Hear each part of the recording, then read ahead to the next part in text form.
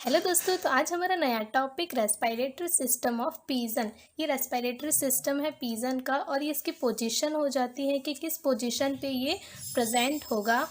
तो हम सबसे पहले रेस्पिरेटरी सिस्टम के अंदर पढ़ेंगे रेस्पिरेटरी ट्रैक के बारे में और उसके बाद पढ़ेंगे मैकेनिज्म ऑफ रेस्पिरेशन।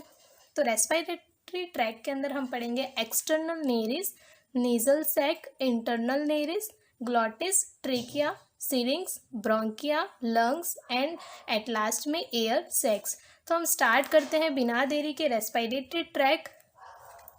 तो इस ट्रैक के अंदर हम सबसे पहले पढ़ेंगे एक्सटर्नल नेरिस। तो ये हमारा जो बीक होती है इसका खुला हुआ पार्ट है। तो जैसे बीक ऐसे बंद हो जाएगी तो उसके ऊपर ना एक्सटर्नल नेरिस प्रेजेंट होंगे और ये जो नेरिस होंगे वो इनके ऊपर कुछ ऐसा कुछ ढका रहेगा और उसी के अंदर ये हमें नेरिस दिखेंगे। तो एक्सटर्नल नेरिस से ये हमारी बीक खुली हुई है तो एक्सटर्नल नेरिस बाहर होंगे इस पोजीशन पर। तो नेरिस से आएगी एयर और एक्सटर्नल नेरिस के बाद ये एयर चली जाती है नेज़ल सैक के अंदर। नेज़ल सैक्स जो होते हैं वो छोटे से चैम्बर होते हैं उनके अंदर। उसके बाद में एयर जाती है और उसके बाद ये आ जाती है इंटरनल नेरिस के अंदर। तो जब ये एयर आ जाती है हमारे इंटरनल नेरिस के अंदर उसके बाद में इंटरनल नेरिस से ये चली जाते हैं ग्लॉटिस के अंदर। फेरिंग्स के अंदर एक होता है ओपनिंग ऑफ ईसोफेगस। जो पीछे वाला हमें होल दिख रहा है ये हो जाता है हमारा ओपनिंग ऑफ ईसोफेगस और उसके जस्ट आगे होता है ग्लॉटिस। तो ईसोफेगस वाला जो पार्ट होता है वो डाइजेस्टिव सिस्टम के अंदर स्टडी करते हैं उसकी। तो हम रेस्पिरेटरी सिस्टम के अंदर हमारा ग्लॉटिस के बारे में स्टडी करेंगे। तो इंटरनल नेरिस के थ्रू आने वाली जो एयर होगी वो ग्लॉटिस के अंदर चली जाएगी और ग्लॉटिस में जाने के बाद में डायरेक्टली ये चली जाती है ट्रैकिया वाले पार्ट में। तो ये वाला जो पोजीशन है इसको हम बोलते हैं ट्रैकिया। ट्रैकिया वाला जो पार्ट होता है वो एक पतला सा होता है और उनके ऊपर ना कुछ रिंग्स बनी हुई होती हैं ताकि हम ट्रैकिया को बोलते हैं श्वास नली। तो ग्लॉटिस के थ्रू एयर चली जाती है हमारे श्वास नली में ट्रैकिया वाले पार्ट के अंदर। और ट्रैकिया वाला पार्ट जो होता है एक ट्यूब सा होता है और उनके अंदर ना कुछ रिंग्स प्रेजेंट होती है जिनको हम बोलते हैं ट्रैकियल रिंग। और ये रिंग बोन्स की बनी होती है ताकि श्वास नली पिचके नहीं। और इसी तरह से जो ट्रैकिया का जो पीछे वाला पोर्शन हो जाता है वो थोड़ा सा सिरिंग्स एक वोकल बना देता है। इसी सिरिंग्स के थ्रू जो बर्ड्स वगैरह होते हैं वो उनके अंदर ना आवाज़ आती है। इसी सिरिंग्स के थ्रू इनके ऊपर कुछ मेम्ब्रेन होती है उनके वाइब्रेशन से इनमें आवाज़ निकलती है। तो ये इनका हम बोल सकते हैं कि ये इनका स्वर कोश हो जाता है जिनसे इनकी आवाज़ें निकले। तो ट्रैकिया का पीछे वाला पोर्शन बना देता है सिरिंग्स और उसके बाद सिरिंग्स बनाने के बाद ये द्विशाखित होकर के दो ट्यूब बना देता है। तो इन ट्यूब को हम फिर बोलते हैं ब्रोंकाई और ब्रोंकाई फिर चली जाती है लंग्स के अंदर। तो ये पिजन के लंग्स हो जाते हैं और इन लंग्स के से अटैच रहते हैं हमारे एयर सैक्स। तो ये हो जाते हैं पिजन के कुछ एयर सैक्स। ये वाला भी एयर सैक है और बीच वाला भी एयर सैक होता है। तो इतनी हमें बात क्लियर हो चुकी है। हमने रेस्पिरेटरी ट्रैक को देखा। एक्सटर्नल नेरिस ये बीक का खुला पोर्शन था, जब ये बंद हो जाएगा तो यहाँ पर हमारे एक्सटर्नल नेरिस हो जाएंगे। फिर ये एक्सटर्नल नेरिस खुल जाते हैं नेज़ल सैक के अंदर। ये छोटे छोटे चैम्बर्स होते हैं। फिर चैम्बर के बाद वो एयर आ जाती है इंटरनल नेरिस में यहाँ पर और यहाँ से चली जाती है ग्लॉटिस वाले पार्ट में और ग्लॉटिस वाले पार्ट से चली जाती है ट्रैकिया वाले पार्ट के अंदर। फिर ट्रैकिया वाले पार्ट के बाद चली जाती है सिरिंग्स और सिरिंग्स के बाद बन जाती है हमारी ये दो ब्रोंकाई और उसके बाद ब्रोंकाई चली जाती है लंग्स के अंदर और लंग्स से अटैच रहते हैं एयर सैक। तो ये हमारा एक रेस्पिरेटरी ट्रैक बन जाता है। हमें सबसे पहले इसकी पोजीशन को समझना पड़ेगा कि जो ब्रोंकाई होती हैं ये बीच वाला जो एयर सैक है इसको हम बोलते हैं इंटरक्लेविक्युलर एयर सैक। ये वाला जो हमारा हो जाता है दोनों ये हो जाते हैं हमारे एंटीरियर थोरेसिक एयर सैक। ये हो जाते हैं पोस्टीरियर थोरेसिक एयर सैक और ये हो जाते हैं एब्डोमिनल एयर सैक। तो ये जो सैक होते हैं वो पिजन की जितनी भी कैविटी होती है, एब्डोमिनल कैविटी, उसको फील्ड कर देते हैं। तो पिजन के रेस्पिरेटरी सिस्टम जो होता है वो इतना कॉम्प्लेक्स होता है, इनका लंग्स भी बहुत ही ज़्यादा कॉम्प्लेक्स होता है, क्योंकि जितने भी वर्टिब्रेट्स हैं या फिर जितने भी कॉर्डेट्स हैं उन सब से ये रेस्पिरेटरी सिस्टम थोड़ा सा डिफरेंट टाइप का होता है। क्योंकि जो बर्ड होता है तो बर्ड जब भी उड़ता है तो उसको उड़ने के अंदर ना ज़्यादा ऑक्सीजन की ज़रूरत होती है। तो इसीलिए इनके अंदर एक अलग सा फीचर प्रेजेंट होता है, और ये हो जाता है हमारा एयर सैक्स जो लंग्स से जुड़े रहते हैं। और ये एयर सैक रेस्पिरेशन का काम बिल्कुल भी नहीं करते, केवल उनके अंदर हेल्प करते हैं और एयर को स्टोर करने का काम करते हैं, ताकि इनको जितनी भी एयर चाहिए उड़ने के अंदर तो वो एयर स्टोर भी हो सके और इनका रेस्पिरेशन का काम भी चलता रहे। तो ये बात हमारी क्लियर हो चुकी। तो ये वाला जो एयर सैक होता है इंटरक्लेविक्युलर एयर सैक, इस एयर सैक के ऊपर है ना ये ब्रोंकाई निकलती हैं, और इस सैक के ऊपर से ब्रोंकाई निकलती हैं और इस सैक के नीचे से निकल जाते हैं लंग्स। तो हमें ये बात समझ में आ रही है ना कि ये एयर सैक बीच में ये एयर सैक, इसके ऊपर ब्रोंकाई और इस एयर सैक के नीचे से लंग्स निकले हैं। तो ये ऐसे इनकी पोजीशन हो जाती है, और इनके जो एयर सैक्स होते हैं वो स्टोर करते हैं एयर को और टेम्परेचर को भी कंट्रोल में रखते हैं। अगर बर्ड का टेम्परेचर ज़्यादा होता है तो वो उनकी गर्मी को ना वाष्पन के थ्रू अपने एयर सैक्स में फील करते हैं, और उसी के साथ में उस गर्मी को भी एयर के थ्रू ना इसको बाहर निकाल देते हैं। तो रेस्पिरेशन का मतलब होता है कि एक्सचेंज ऑफ गैसेस। तो इनमें गैसों का ना एक्सचेंज होता है। तो हम सबसे पहले हमने पढ़ा ट्रैकिया का पीछे वाला पोर्शन सिरिंग्स बना देगा, तो हम अब सिरिंग्स की स्ट्रक्चर को पढ़ेंगे। उसके बाद हम लंग्स की स्ट्रक्चर को पढ़ेंगे। ये जो हमारा ये वाले जो आती है ब्रोंकिया, इनके ऊपर ना ये ट्रैकियल्स रिंग प्रेजेंट होती हैं। तो ये जो फर्स्ट वाली रिंग होती है ना ब्रोंकाई के अंदर, ये फर्स्ट वाली रिंग केवल जो होगी वो कंप्लीट होगी, पूरा एक घेरा बनाएगी, बोन्स की रिंग होती है। बाकी सारी जो रिंग्स होगी वो घेरा नहीं बनाएगी, लेकिन केवल आधी ही रिंग्स होगी।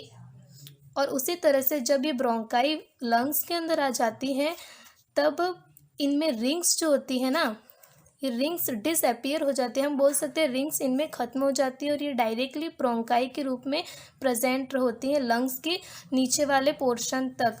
तो उसको हम बोल देंगे प्राइमरी ब्रोंकाई, और यही प्राइमरी ब्रोंकाई जो होती है उसको हम बोलते हैं मीजोब्रोंकस।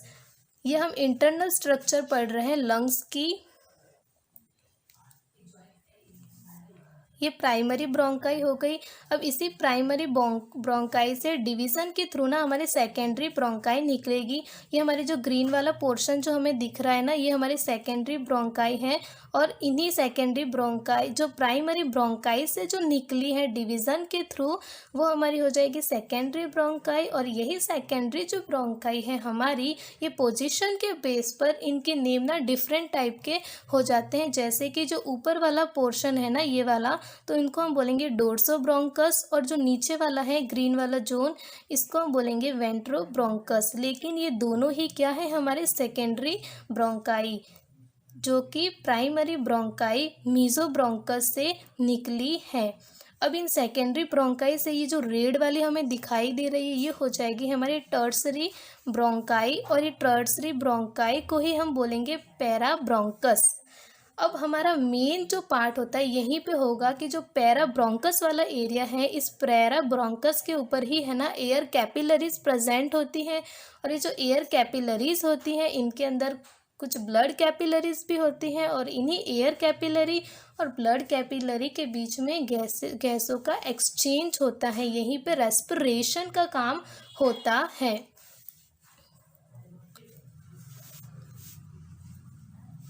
हम इसकी ना सिरिंग्स और लंग्स की यहाँ पर थोड़ा और क्लियर से समझेंगे। ये आ जाती है हमारे ट्रैकिया वाला पोर्शन। तो ट्रैकिया वाले पोर्शन में गोल गोल रिंग्स होती हैं, बोन्स की। फिर उसके बाद में जो सिरिंग्स वाला पोर्शन होता है ये हो गया हमारा सिरिंग्स वाला पोर्शन। तो इस सिरिंग्स वाले पोर्शन की जो कैविटी हो जाती है, इस कैविटी को हम बोलते हैं टिम्पेनम कैविटी। ये रही टिम्पेनम कैविटी। और इस टिम्पेनम कैविटी के बाद में ये जो बाहर वाली मेम्ब्रेन होती है जो हमें ब्लू कलर की दिखाई दे रही है, इसको हम बोलेंगे एक्सटर्नल टिम्पेनिफॉर्म मेम्ब्रेन। और जो अंदर वाली जो पिंक वाला पोर्शन दिख रहा है इसको हम बोलेंगे इंटरनल टिम्पेनिफॉर्म मेम्ब्रेन। और इनके ऊपर ना ये पूरा इंटरनल टिम्पेनिफॉर्म मेम्ब्रेन पाया जाएगा। और इनमें कुछ श्लेष्मा, इनमें कुछ म्यूसिलेज मेम्ब्रेन भी होती है। और ये जो पिंक वाले पोर्शन के ऊपर जो हमें ऐसे दिखाई दे रही है इसको हम बोलेंगे सेमी ल्यूनर मेम्ब्रेन। और ये semi lunar membrane mucilage membrane ही होती है, लेकिन इसका नाम हो जाता है सेमी ल्यूनर मेम्ब्रेन। और ये भी घेरा बना देती है। ये हमने इसको ऐसे कट वाले सेक्शन में दिखाया है, लेकिन जब ये ऐसा वाला सेक्शन होगा तो बीच में से एक फूला हुआ पार्ट हो जाएगा। तो उस फूला हुआ पार्ट के ऊपर भी रिंग बन जाते हैं और उसी जो कवच होता है, उसी जो म्यूसिलेज जो मेम्ब्रेन होती है उस रिंग के अंदर, उसी को हम बोलते हैं सेमी ल्यूनर मेम्ब्रेन। और इसके बीच में ना एक स्पेस बन जाता है, इसको भी हम इंटरक्लेविक्युलर स्पेस कहते हैं। और इनके ऊपर एक पेसुलस होता है, ये कॉर्टिलेज का होता है जो इसको ना ऐसे ऐसे इस पोजीशन में रखता है, इसको आलंबित करके रखता है। तो ये वाला पार्ट हमारा हो गया सिरिंग्स। और इसी मेम्ब्रेन जब भी फेफड़ों के थ्रू एयर को बाहर निकाली जाती है तो इसी मेम्ब्रेन के वाइब्रेशन से ना बर्ड्स के अंदर आवाज़ें निकलती हैं। पीजन के अंदर हम बोल सकते हैं वो आवाज़ें इन्हीं के थ्रू निकलती है। सिरिंग्स को स्वर कोश भी बोलते हैं। जब भी हम ट्रैकिया वाला पार्ट की बात करते हैं तो ट्रैकिया वाले पार्ट से ना यहाँ पर एक लेरिंग्स होता है, लेकिन यहाँ पे लेरिंग्स जो होता है उसका कुछ काम नहीं होता है, क्योंकि इनमें लेरिंग्स के थ्रू आवाज़ें नहीं निकलती हैं, आवाज़ें निकलती है सिरिंग्स के थ्रू। और सिरिंग्स को इनमें स्वर कोश बोलते हैं। और ये ना इनमें ये वाला पोर्शन जो हमें खाली दिख रहा है ये एक स्पेस होता है जिसको हम बोलते हैं इंटरक्लेविक्युलर स्पेस। तो इतना हमारा क्लियर हो चुका है। तो जब भी अब ये जो दो ब्रोंकाई निकल जाती हैं तो ये दो ब्रोंकाई हमारी, तो इनमें जो फर्स्ट वाला जो ट्रैकियल रिंग होती है वो कंप्लीट होती है, लेकिन जितने भी ट्रैकियल रिंग बाद में आती हैं वो इनकम्प्लीट होती है, केवल आगे आगे होती है, पीछे नहीं होती है। फिर ये चली जाती है बोन्स के अंदर। तो ये हमारा देखो बोन्स का यहाँ पर क्लियर हो जाएगा हमारा पूरा जो भी है।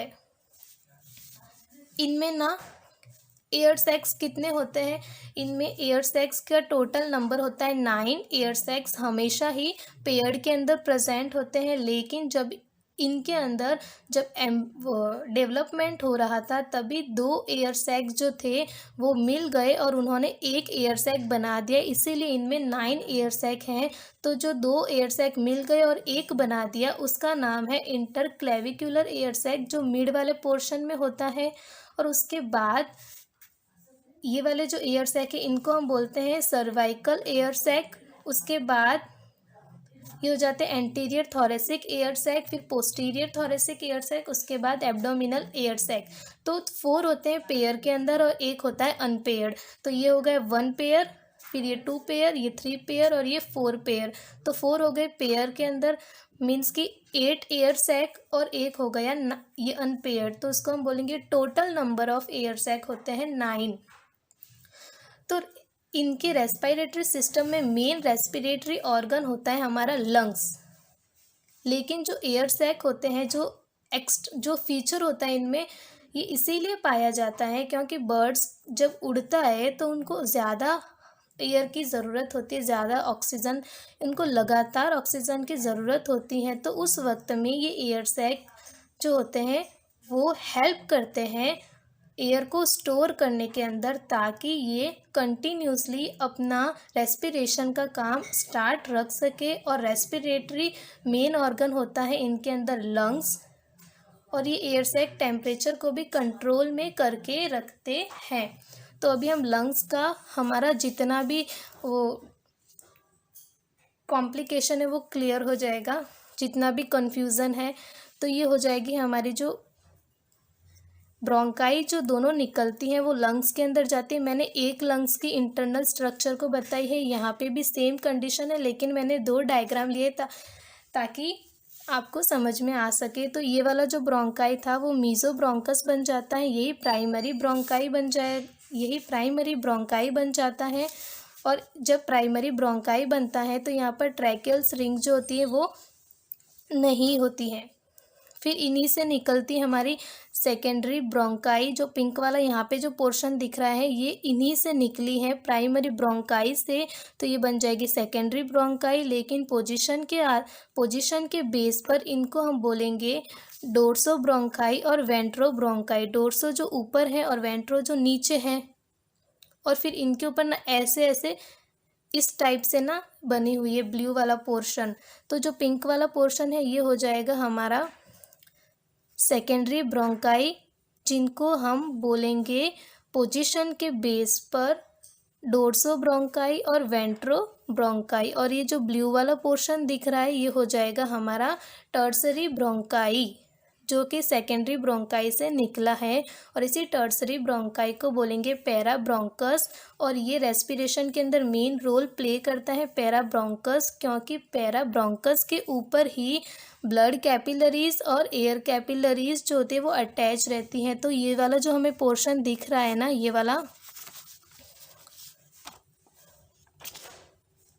इनको हम बोलेंगे ब्लड कैपिलरीज और एयर कैपिलरीज। तो यहाँ पर ना गैसों का एक्सचेंज होता है। तो यहाँ पर ब्लड कैपिलरीज, यहाँ पर एयर कैपिलरीज जो होती हैं वो ऑक्सीजन लेके आती हैं और ब्लड कैपिलरीज को दे देती हैं, जिससे कि ब्लड के अंदर ऑक्सीजन चला जाता है और ब्लड में जो कार्बन डाइऑक्साइड होता है वो एयर कैपिलरीज में आ जाता है।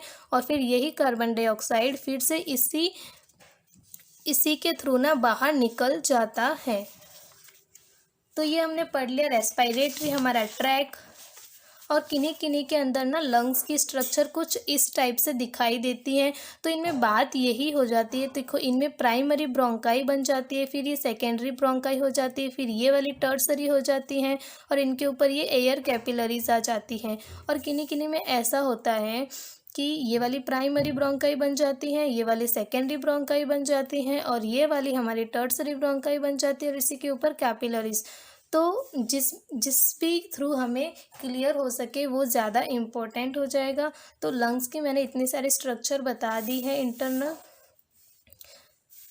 तो इनके अंदर ये बन जाएगा हमारा प्राइमरी ब्रोंकाई, जिनको हम बोलेंगे मीजोब्रोंकस। उसके बाद में निकलेगी सेकेंडरी ब्रोंकाई, जिनको पोजीशन के बेस पे डोर्सो ब्रोंकाई और वेंट्रो ब्रोंकाई कहते हैं। फिर सेकेंडरी ब्रोंकाई से निकलेगी हमारे टर्सरी ब्रोंकाई, और इनको बोलेंगे पैरा ब्रोंकस। ये सबसे इम्पोर्टेंट होते हैं क्योंकि इन्हीं के ऊपर एयर कैपिलरीज होती हैं, जहाँ पर एयर का एक्सचेंज होता है, जहाँ पर गैसों का एक्सचेंज होता है, जिनमें O2 और CO2 एक्सचेंज होती है और रेस्पिरेशन का काम चलता है। तो हमने रेस्पिरेटरी ट्रैक पढ़ लिया। अब हमारा सेकेंड पॉइंट है मैकेनिज्म ऑफ रेस्पिरेशन। मैकेनिज्म कैसे स्टार्ट होती है पीजन की। तो मैकेनिज्म के अंदर हम पढ़ेंगे कि कैपिलरीज होती है। अब हमें पता है कैपिलरीज कहाँ होती है, पैरा ब्रोंकस के ऊपर, जो कि हमने लंग्स के अंदर पढ़ लिया है। ये हो जाती है हमारी पैरा ब्रोंकस की, इनके ऊपर प्रेजेंट होती है कैपिलरीज। तो एयर कैपिलरीज और ब्लड कैपिलरीज, एयर कैपिलरीज के अंदर हो जाती है हमारी O2 और ब्लड कैपिलरीज के अंदर हो जाती है CO2। तो इनके अंदर ना कुछ एक्सचेंज होता है। तो एयर के थ्रू जो O2 आती है वो चली जाती है ब्लड के अंदर, और ब्लड के थ्रू फिर बॉडी के अंदर चली जाती है, और उसके बाद में ब्लड के अंदर जो CO2 होता है वो चला जाता है एयर के अंदर, और एयर से फिर वो उसी के साथ में ना बाहर निकल जाता है। और मैकेनिज्म रेस्पिरेशन के मैकेनिज्म में इंस्पायरेशन और एक्सपायरेशन होता है। इंस्पायरेशन को हम हिंदी में बोलते हैं निःश्वसन, और एक्सपायरेशन को हम बोलते हैं नी फिर थोड़ा रुकना है, फिर श्वसन। इनके बीच में ना दो ऐसे हिंदी में डॉट्स लगे रहते हैं। तो इंस्पायरेशन के अंदर ना एयर का इनटेक होता है लंग्स के अंदर। तो ये ब्रोंकाई के थ्रू हमने देखा कि पूरे प्रोसीजर के बाद में ना, यहाँ से होकर के पूरे प्रोसीजर के बाद में एयर आ गई ब्रोंकाई के अंदर, और उसके बाद एयर जो होती है वो लंग्स के अंदर चली गई। तो ये O2 वाली एयर है जिनमें ऑक्सीजन है। तो जब ऑक्सीजनेटेड एयर आएगी लंग्स के अंदर, तो ये लंग्स में आने के बाद डायरेक्ट चली जाएगी एयर सैक्स के अंदर, और ये एयर सैक होंगे हमारे पोस्टीरियर थोरेसिक एयर सैक, जहाँ पर ऑक्सीजनेटेड एयर आएगी और फिर यहाँ पर आने के बाद ना ये लंग्स में चली जाएगी, और लंग्स में जाने के बाद ये पैरा ब्रोंकस में जाएगी। कहाँ जाएंगी? पैरा ब्रोंकस में। तो ये वाला हमारा हो जाएगा पैरा ब्रोंकस। तो यहाँ पे चली जाएगी एयर। लंग्स में आने के बाद सबसे पहले ऑक्सीजनेटेड आएगी एयर और चली जाएगी पोस्टीरियर थोरेसिक एयर सैक में, और यहाँ पर एयर आने के बाद में जाती है वो लंग्स के अंदर। उसके बाद में ये पैरा ब्रोंकस में जाएगी, और पैरा ब्रोंकस में जाने के बाद में यहाँ पर गैसों का हमने देखा कि यहाँ पर एक्सचेंज होगा, और एक्सचेंज हो जाने के बाद में तो जैसे ही ना इंस्पायरेशन के अंदर होता है कि एयर को अंदर लेते हैं, तो जब भी एयर को अंदर लेते हैं तो वॉल्यूम जो होता है वो बढ़ जाता है। जब भी वॉल्यूम लंग्स का इंक्रीज़ होता है तो वहाँ पर प्रेशर जो होता है वो कम होता है। तो जब भी प्रेशर कम होगा तभी तो बाहर वाली जो एयर है वो अंदर आएगी, क्योंकि हमेशा ही हाई प्रेशर से लो प्रेशर की तरफ एयर का मूवमेंट होता है। तो जैसे एयर अंदर आएगी, उसका रीज़न क्या है कि एयर अंदर आती है, क्या रीज़न है? तो रीज़न ये हो जाएगा हमारा, जैसे ही एयर ऑक्सीजनेटेड अंदर आती है तो लंग्स का वॉल्यूम बढ़ जाता है, जिससे यहाँ पर प्रेशर कम होता है, तो बाहर एटमॉस्फेरिक प्रेशर ज़्यादा हो जाता है, तो ये आसानी से अंदर आ सकती है। फिर आने के बाद ये पोस्टीरियर थोरेसिक एयर सैक में जाती है, और उसके बाद में पैराब्रोंकस में जाने के बाद यहाँ पर एक्सचेंज का प्रोसीजर चलता है। और एक्सपायरेशन के अंदर अगर हम बोले वापस से बाहर निकालना, तो यहाँ पर हमारा एक्सचेंज तो हो गया। तो एक्सचेंज हो जाने, पैराब्रोंकस में एक्सचेंज हो जाने के बाद में जो CO2 वाली जो गैस होगी, वो CO2 वाली गैस एयर के साथ मिलकर के चली जाएगी, पैराब्रोंकस से निकली। अब यहाँ से वो एक्सचेंज होने के बाद निकली, और यहाँ से निकल कर के कहाँ जाएगी? एंटीरियर जो थोरेसिक एयर सैक है, यहाँ पर एक्सचेंज होने वाली डीऑक्सीजनेटेड, हम बोल सकते हैं CO2 वाली गैस चली जाएगी एंटीरियर थोरेसिक सैक के अंदर। और एंटीरियर थोरेसिक सैक में जाने के बाद में ये चली जाएगी वापस से, यहाँ एयर सैक में जाने के बाद चली जाएगी वापस से बाहर। तो बाहर जाती है तब क्या होता है? लंग्स का वॉल्यूम ना कम होता है। तो जैसे लंग्स का, तो बाहर जाने का रीज़न भी यही है कि जैसे ही बाहर जाती है तो उसका लंग्स का वॉल्यूम कम होता है। तो जब भी लंग्स का वॉल्यूम कम होगा तो प्रेशर इंक्रीज़ होगा। तो जैसे ही प्रेशर इंक्रीज़ होगा तो एटमॉस्फेरिक प्रेशर से ज़्यादा हो जाएगा, तो हाई प्रेशर से लो प्रेशर की ओर आसानी से गैस जो होती है वो बाहर चली जाती है। तो जब भी इंस्पायरेशन होता है, जब भी अंदर आती है एयर, तो उस वक्त डायफ्राम हमारा नीचे की ओर झुक जाता है, और एक्सपायरेशन होता है जब भी एयर बाहर निकलती है, तो उस वक्त डायफ्राम हमारा ऊपर की ओर उठता है। तो ये हमारे मैकेनिज्म ऑफ रेस्पायरेशन हो गई, ये रेस्पायरेटरी ट्रैक हो गया पीजन का। तो आई होप आपको क्लियर हो चुका होगा। So thank you.